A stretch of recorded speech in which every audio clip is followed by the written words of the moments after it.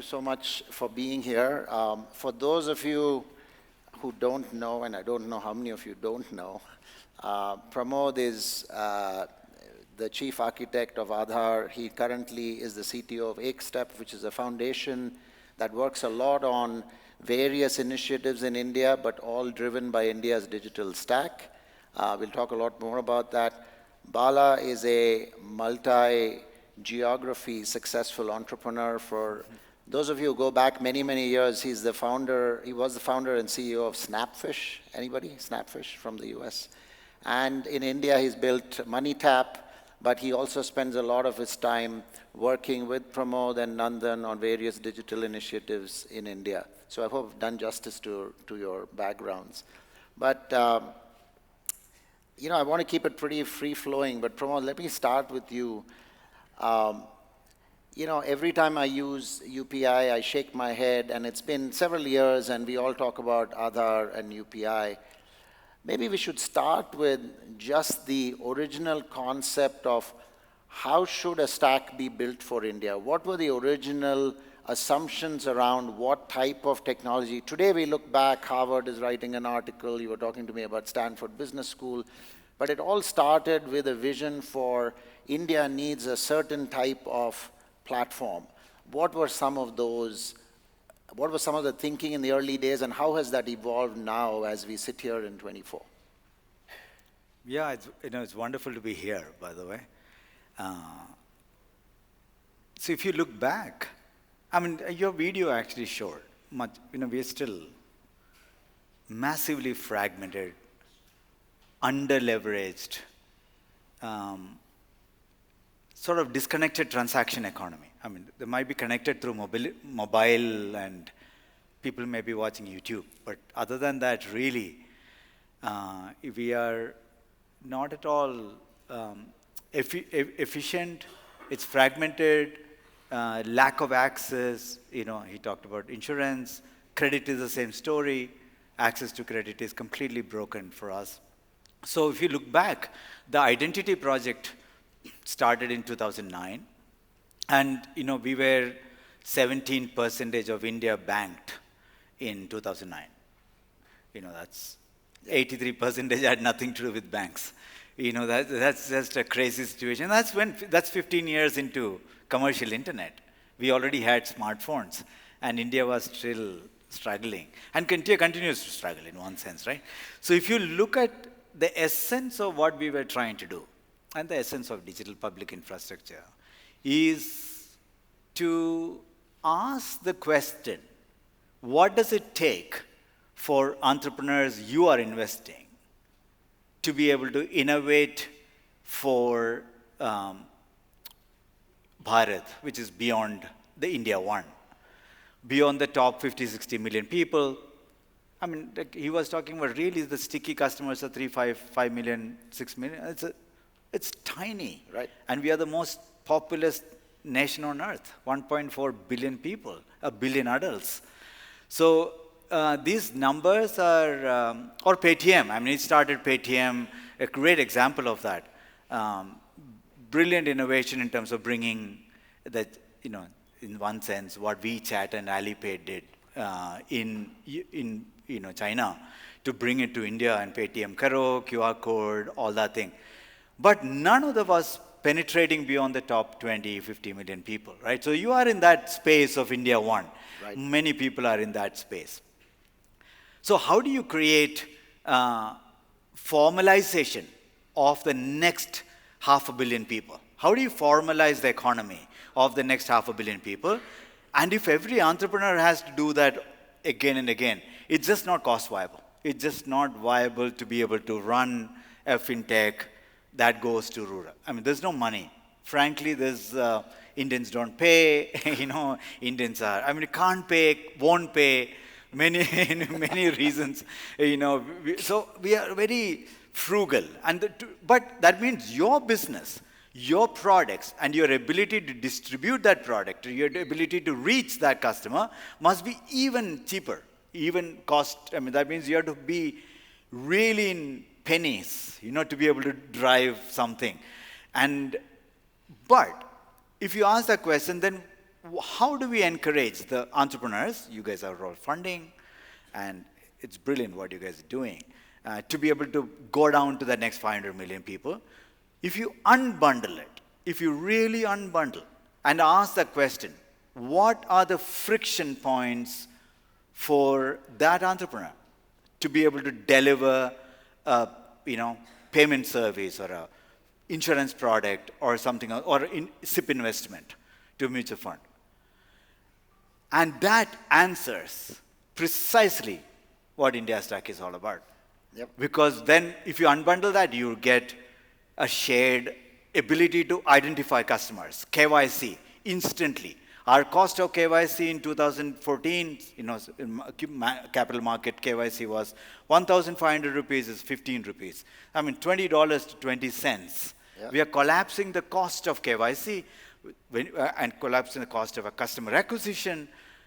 Then you talk about paperwork, because as he was also talking, you can't go around the regulation. You have to comply. Compliance is key.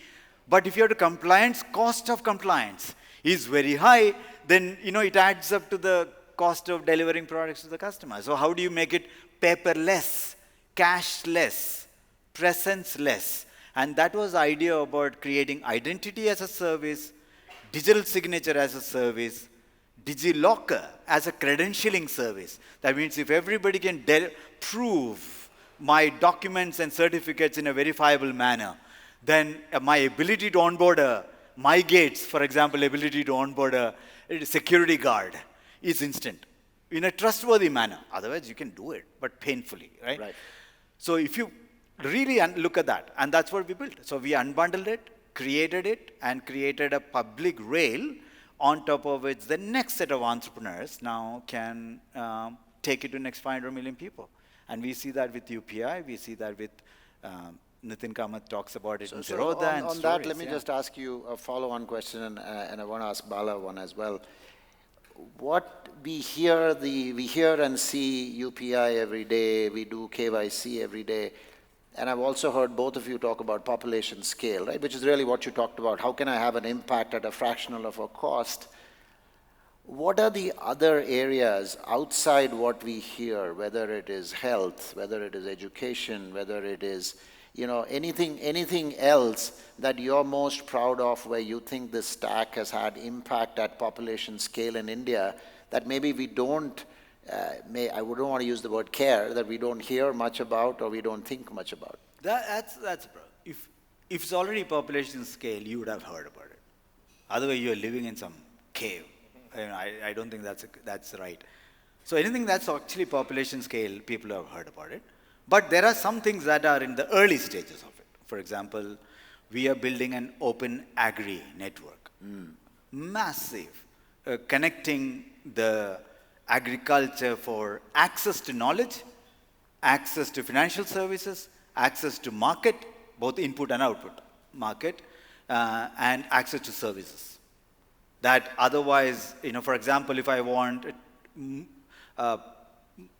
JCB to plow my land, do I look at only people I know, or is there a way I can discover the cheapest rate and actually schedule the best way? Or if I want a drone service that actually measures my land and converts it to credentialized land holding, or may get a crop insurance, who is the provider of drone? Do I just call my friend? That's what's called a very information asymmetry, or a discovery asymmetry. Yeah. So we are solving some of that through what we call the backend protocol enabled network. So agri is big, healthcare is huge.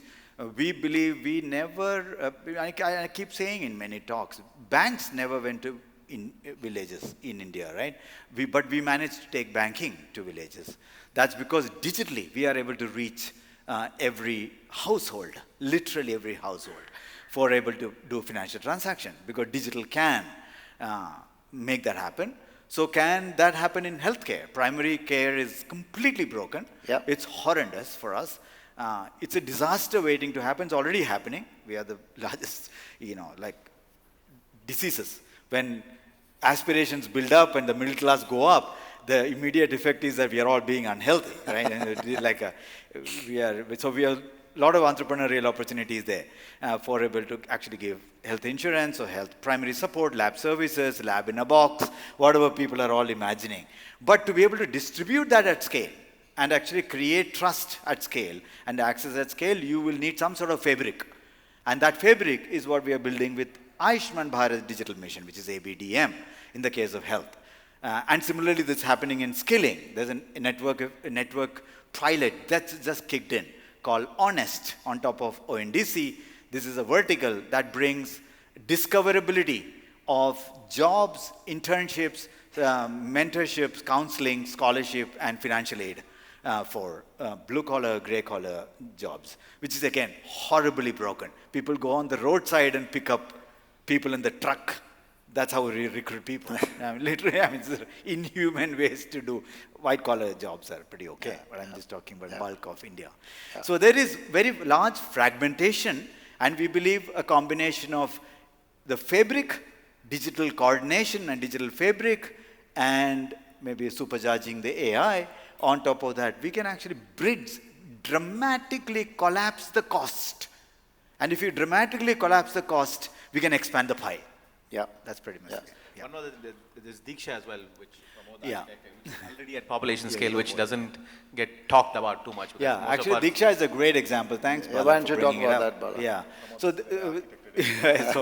Diksha was an effort by, under the Ministry of Education. School education, as you know, 50% of the people can't read and write paragraphs, 60% barely if you push it, 30-40% can't do. They're off the cliff.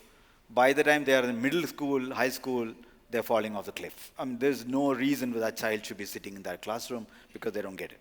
They can't read and write a paragraph. So it's our education, nobody wants to talk about it because it's politically incorrect because you have no idea. It's like climate. You don't know what to do. But we believe with the advent of AI, especially with the LLMs, what we are seeing right now, which you can talk about, huge opportunity for us to be able to actually bridge that early childhood learning gap. Yeah. And if you don't do that, we have a horrible disaster that's already brewing, right, in terms of, so we must bridge that to be able to we have 300 million children in high school, and Byju's has reached 18 million, right? So even after all these things, right, every day Shah Rukh Khan ads and IPL ads, as he talked about, we have 20 million. 300 million. How do you deal with that kind of volume? So Diksha was an effort. Diksha did 65 billion learning minutes. We have 180 million children, 8 to 10 million teachers on that, 35 states, around 60 curriculum boards, 40 plus languages, completely API based, by the way. And it's actually there. It's just that Ministry of Education still hasn't figured out how to bring all of you. And I think if we can bring private entrepreneurs on top of a public rail, we will see a UPI effect. So let me just, I want to continue on that line, but Bala, I saw a recent talk by Nandan where he talked about how in a decade, I think, India might have the most density of AI usage of any country in the world. And maybe let's use this to talk about people plus AI, and what do you think is the possibilities for Gen AI or AI in India on top of what is already the efforts on the digitization scale with the India stack? And maybe we'll just start out that way and drill into it. Sure. Before I do it, can I just I know I can't see very well, but a quick raise of hands of how many people are tinkering with OpenAI or some kind of LLM in personal or work capacity? Pretty much everything. Almost everybody, all right. Good. So look, fundamentally about a year plus ago, some of us kind of saw this coming, right? We were lucky enough to meet Satya, and we were kind of got some glimpse of what was coming. And since then, the first question is, okay, this is great. How big is it going to be? I personally am convinced, I believe Nandan is, and many of us are, that this is going to be at a scale of, mobile plus internet plus. I've, been around this block for many, I've been 30 years. I've seen it all. my first company I sold on whatever, diskettes and stuff. So I've seen all the revolutions. I sincerely believe, and I don't have anything to sell, right? I'm not an investor. I'm in this role. So I'm completely neutral when I say that I think it's actually very, very big. How we'll talk more about how it's going to take shape. Why is it not big right now? What should startups do, etc. Those are all good questions. We'll come to that. But fundamentally, either you believe it's big or you don't believe it's big. Most of us who have kind of dabbled with it think it's very big. We just don't know what shape or form it's going to take, how to monetize. Those are all good questions. But if we think that this has got the potential to, again, sort of Pramod, Nandan, I've been associated with them for 15 years now. They don't touch anything which is not population scale, right? Pramod, it's not interesting for him, right, if it's not very big. And we think this is population scale because it's one of those superchargers, right? For every knowledge worker, not even a non-knowledge worker, to upskill, co-pilot, some variation of productivity enhancement. And if we don't get on the bandwagon, we are going to be even further behind. So for us, it's not a question of if. We believe that it's a must. Now the question is, okay, that's fine. So this could be something like email, right? We're all on email. Everybody understands the value of email. The question is, how do you go about doing it? Yeah. We could do multiple models. We could go like what we did with Gmail, right? Everybody, Google is making some product. Facebook is doing a product on WhatsApp. We'll just use that, right? So the question is, part of people plus AI's charter is to question that. Like, do we want to default to making Gemini and ChatGPT the default for India? Like, let's say 5 years later, 10 years later, what should be India's default? Should we automatically default to that, or should we think about something on our own? Because this is going to be a permanent change. This is just like Gmail today, right? There is no government officer, there is no civil servant, there is no entrepreneur who can live without Google, right? I mean, if Google decides for whatever reason that they don't like India, and somebody starts a X storm saying we don't like our policy, and Google decides to cancel Gmail, we're all up the creek, right? Right. So the question is, or Google Maps, right? Or Maps, right? Google Maps even more. The whole world will shut down, right? So the question is, what should we do? And these are, and we can double click on this, but this is the charter of at least to start thinking about this. Obviously, not all the answers are clear yet, but we have some direction and some thoughts on how to go about doing this. And yeah, and on that, Bala, again, let's not get into exactly what needs to be built, but in the category of where the biggest impact is, right? So if we take what's happening in India with DPIs, maybe give a couple of use cases of where DPI adoption can be accelerated or really enhanced by this capability, which in a normal curve it would take 10 years, we can do it with 3 years with Gen AI. I mean, something for the audience to understand how this may play out. So the best example that I give is something which AI, in a world with AI, can do, well without AI can't do, right? Let's be the most clear delineation. So for me, the biggest use case in India is going to be voice, okay? So I think like the Kirana store, the video that you showed, right? Today, if you want to offer a invoice generation or somebody to join an ONDC, a backend network, right? To a Kirana shop or any small business, it's not possible. I mean, there are companies doing it, they're trying to do it, but it's a very high cost affair, which means that only the top high volume merchants can join, right? It's just not cost effective for the companies to target anybody other than that, and not cost effective for them to sign up, right? And the next generation, so payment is already there, UPI will go the rest of the way. What Pramod, myself, and a few others are focused on are the next ONDC and UEI and health exchange, and right, to get these other open networks, right? That's where a lot of our focus is, especially when it comes to climate and sustainability. Pramod can talk more about it if you're keen on it, because we think that is a pretty big growth area. But for the adoption of all of this, to specifically answer your question, we think there is going to be a next generation of apps which are voice-based. So think of it like a simplest, crudest example. Think of it like a Paytm box, right? The tech is there today, right? There are enough open source LLMs, not to mention OpenAI and which are or Krutrim and OpenHathi and enough LLMs which are there, which can do voice to text, text to voice. So ideally, in my view, the shopkeeper should be able to say, hey, invoice bana do, right? Pardon my Hindi, I'm a Tamilian, but, but so it should be like, we should just like talk to it, right? Like, yeah, price kya hai? Or in whatever language, Tamil, in the mixture. And it should be able to do this. And the tech is already there, right? Some of you might have seen Rabbit, which was like a big, star at CES, which was doing some basic versions of this.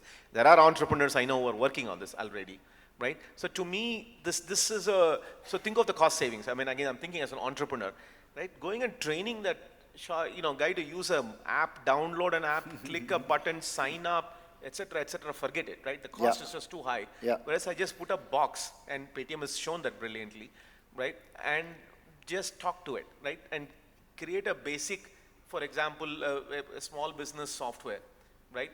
To the manufacturers, for example, right? Like Sonam's company, right? Which they're dealing with a lot of these people. If you can onboard them using a voice-based AI, Yeah.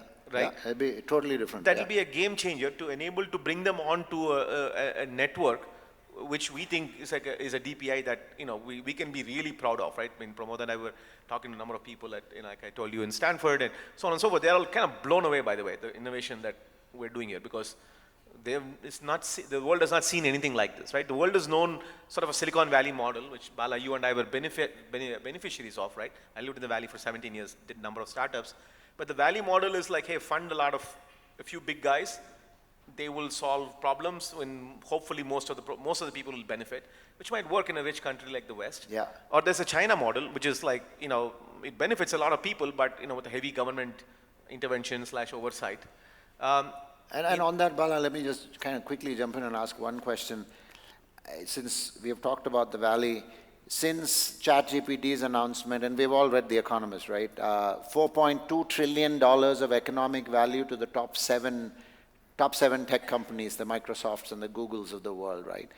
And we've seen this play out again and again and again until just about India's digital public infrastructure, where the core economic value, core technology accrues in the Valley, and everybody else is using aspects of it. You build something small on it, yeah, you may get a bit of change over there. As India goes forward at the intersection of DPIs and Gen AI, do you think that, there is room to build our own capabilities at the platform level and at the top, where you see big Indian technology companies emerging, servicing India and the world? Yeah. Absolutely. So now we're getting into business opportunities. I'm happy to talk about this, my pet topic. So fundamentally, when it comes to Gen AI plus DPI, so with DPI, Pramod has already architected something which is inclusive. That is what is unique about us, right? So the China example I gave and the US example I gave, China is inclusive, but in a very interventionist way. US is not inclusive, but they just hope like some diffusion will happen. Here we are deliberately, thoughtfully inclusive, right? It's been designed to be open, right? So the whole notion of open network is it's open, and you cannot build these modes, but you can do innovation, right? I mean, and PhonePe has done a brilliant job, right? You can innovate, but just don't protect. But to answer your specific question, what is the value capture going to happen only to the NVIDIA and Microsoft, right? So the 4 trillion, 2 trillion is Microsoft, and the other 2 trillion is probably NVIDIA. But I think this is sort of we are in the first inning. My take on it is that we are in the first innings of this whole revolution. It's a 10-year play. The first inning obviously belongs to the fundamental, foundational chip manufacturers, the guys who built and invested. I mean, they didn't come out of nowhere, right? They put billions of dollars, and it's only fair that they accrue the value in that. But it's a long game, and where I think we can play, there are going to be a few foundational models. Sarvam is already doing it, Krutrim is doing it. There's probably a few more. I think the talent pool is here, but I don't think a lot more, because I don't think the world needs like so many models. Correct. There are any pretty good open source models already.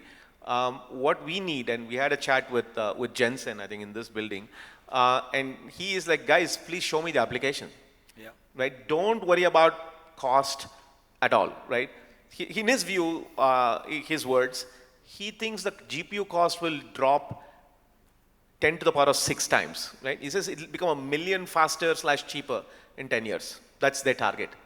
Just think about that, 1 million times, right? Of course, it might be sales pitch and you can discount CEOs, whatever. Take divide by 1,000, it'll be 1,000 times more, right? So I don't think we should worry about that. We should figure out, we have 1 billion people, we want to include them.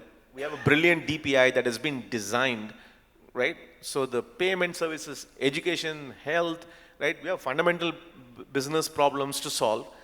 Along comes Gen AI, which is a cost reducer, is the way I see it. So that is one class of play. Bala, you and I talked about this. The second class of play is built in India for others. So I see IT services 2.0. I'm sure many of you are already thinking about this. That's a great play, right? Which is to go and build bespoke software, which is so much cheaper now, right? I'm sure many of you have heard of Devin, which just dropped yesterday. Have you guys seen any video of Devin? You know what I'm talking about? If you're a programmer, you better get out. Yeah, exactly. So just watch Devin, Devin. It's a AI programmer, which is scary as hell. So I used to tell my son, like, study programming. Now I'm not so sure. It's a good idea. But these things are coming, right? And I think these things, we can leverage it because we already have the relationships. We have a rich IT services industry, which have deep relationships. So I think there are lots of interesting plays, lots of interesting venture fundable businesses in many areas. So how are we doing on time? We're done. I'll ask one final question, Pramod. And Pramod and Bala have generously agreed to be around for a little bit. You just came back from Africa, I think, Addis. What's been, very quickly in a short, summarizable way, why is there interest from other countries in India's stack, and how is that actually going? How does somebody just take this and start working with it? I don't think people are looking at taking it and copying and pasting. So I speak to currently engaged about 40 plus countries. I think what they're looking at is to create a similar public rail, private innovation play. So how did India manage to, it was not an e-government services problem, right? India created a set of building blocks that completely changed the game. And, as Nitin says, Zerodha, first 6 years he was 60,000 customers, the next 1 year is 6 million. Yeah. Because SEBI just said you can actually use eKYC. And one shot is combinatorial power of UPI plus eSign plus Aadhaar eKYC plus, DigiLocker. You start dramatically collapsing the cost, expanding the pie, and that's a great game to play. So I think other countries are looking at what does it mean for them to be able to create their own digital rail. And the good thing is that much of our recent work, ONDCs, the protocol behind ONDC, or Diksha's code behind Diksha, are all actually on GitHub. They're all on open source. The Bhashini effort, the voice effort is Extra Foundation plus Ministry of IT. We started 4 years ago, by the way, the Bhashini effort, much before ChatGPT started. Knowing that the voice-based Indic language is a barrier that we must address, and the AI is the only way to address it. And AI for Bharat, which is IIT Madras, is where the work is actually happening. Brilliant set of people. And that's actually now on GitHub. Last week, they just released the largest curated collection of voice data, Indic language voice data and models for entrepreneurs to embed, completely open source. So I think there is a lot of open source, what's called digital public goods, lying in GitHub as a side effect of what India did. And that is what other countries are now looking at, saying that it's not about copy-paste, whether they could accelerate the journey instead of India went through 15 years, but could they do that in 5 years? Wonderful. And the climate and sustainability is a significant reason for, again, enabling citizen payment, for example. Our direct benefits transfer, the world's largest money G2P rails, is also other countries are looking at it as a climate resilient infrastructure, saying that when Portland or in the US hits with a massive climate disaster, do they write checks to people, or what do they do? How do you get move? They wrote checks during COVID. Yeah, they actually wrote checks in COVID. Yeah, so it's important that you create a digital fabric that allows movement of goods, movement of money, movement of services, and the coordination thereof. And then allow private innovation to without any one entity owning it on a private basis. This is a fabric. This is by the way, this is exactly like what internet. Imagine internet did not happen. Imagine that actually happened. Yeah. We would have still had a private internet. We already had Lotus Notes and emails, right? Private emails. Right. Yeah, SMTP just changed the game by allowing many players to play. HTTP changed the game by bringing many onto the network and created an exponential curve rather than a traditional, closed loop curves that we are seeing. So this is, as Bala is saying, not at all to be seen as a short game. If you want the next 10, 20 years, a massive uplifting of 50 to 800 million people coming into the digital economy, not entertainment, beyond that, actual transactions.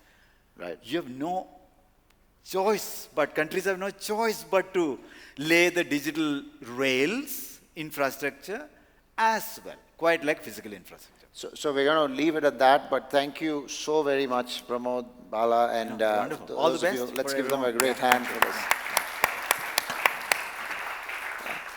Thank you.